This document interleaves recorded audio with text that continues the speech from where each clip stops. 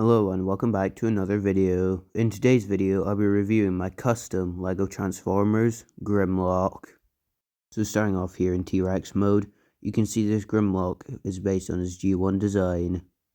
However, I've done some stylization which will become more apparent in the robot mode. The only parts I dislike are the arms, as they don't have very much detail, and the head, which does look slightly strange. But for the most part, the torso and legs do look pretty good. He's also quite big here in T-Rex mode. Unfortunately, from the back he does look pretty strange. This is because the neck and head of the dinosaur have to compress there in the robot mode. And I decided to give robot mode priority, as this is one of my most articulated figures ever.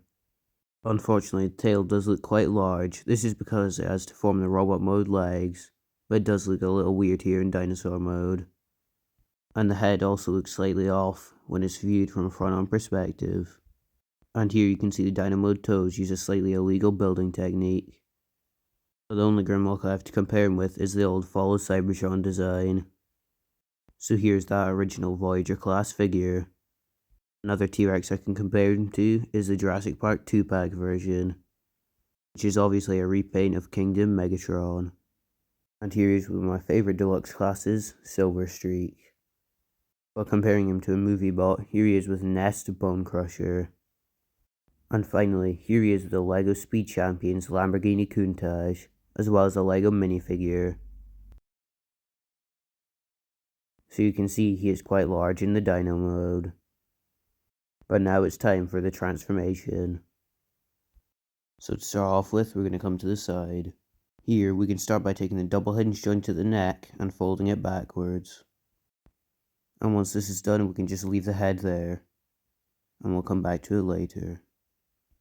Next, we can go to the tail. We'll start by taking the sides panels and we can just fold them out, as they are on these ball joint sections. And now using those ball joints, we can take them and we can rotate them a full 180 degrees. And once this is done, we should have the clearance to unfold the legs on these hinge joints.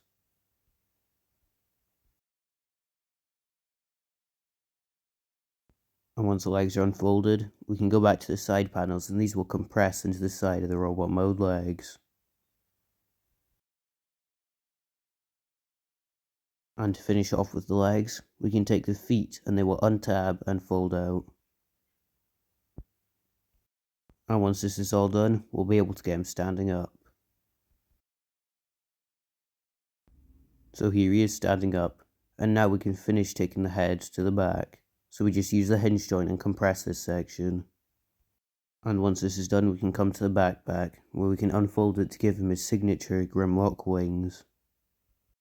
And once this is done, we can come to the yellow section of the neck, which will split on these ball joints. So we'll just fold out to the side. And now, using the ball joint in the middle and the ball joint at the head, we can fold it up, and it will compress onto the backpack. Now we can take the yellow sections and fold them down again, and now the head can store on the back.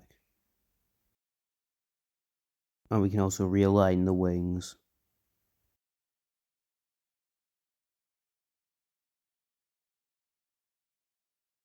And now coming to the side, we can take these yellow pieces and rotate them around on the ball joint. And we can repeat this step on the other side. We just rotate it around at the ball joint to compress it further into the torso. And once this is done, we can use the ball joints and the dinosaur arms to swing them into the middle and tab them together.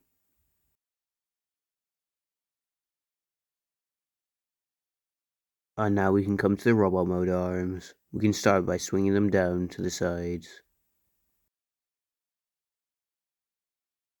And once this is done, we can come to the claws.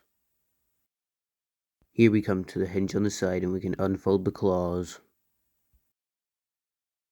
And now using the single stud connection, we can swivel it to the back. And here we can use that hinge and refold the claws. And finally we can rotate the wrist around. And now we can just repeat this on the other side. So we take the hinge and unfold it. And then using this stud connection, we take that piece and we swivel it to the back. And then we can refold the hinge. And then we can rotate the hands.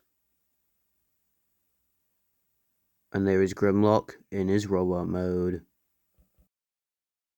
So here in robot mode you can see he is heavily G1 inspired, but he does have some stylization. And zooming in closer on his head sculpt, you can see he is pretty faithful with some slight stylization. The chest is also quite accurate and it has some interesting techniques to get into that shape. The backpack is slightly large, but thankfully it all tabs in, so nothing is too loose. A large backpack is also similar to most of his designs. Speaking of his other designs, here is the Fall of Cybertron version. And you can see here they're quite similar in their color layout, however their general design and proportions are quite different. And here's the Legacy Silver Streak. And here he is with the Siege Optimus Prime, so you can see he is probably around a Commander class in scale. And here's with a Lego Lamborghini Countach, as well as a minifigure. So he is quite a large build. Now for his articulation. So starting off at the head, unfortunately it can only rotate. But it can spin a full 360 degrees. And even though he has quite a complex design in the shoulders, they can still swivel out to the side pretty far. He also has an uncompromised bicep rotation.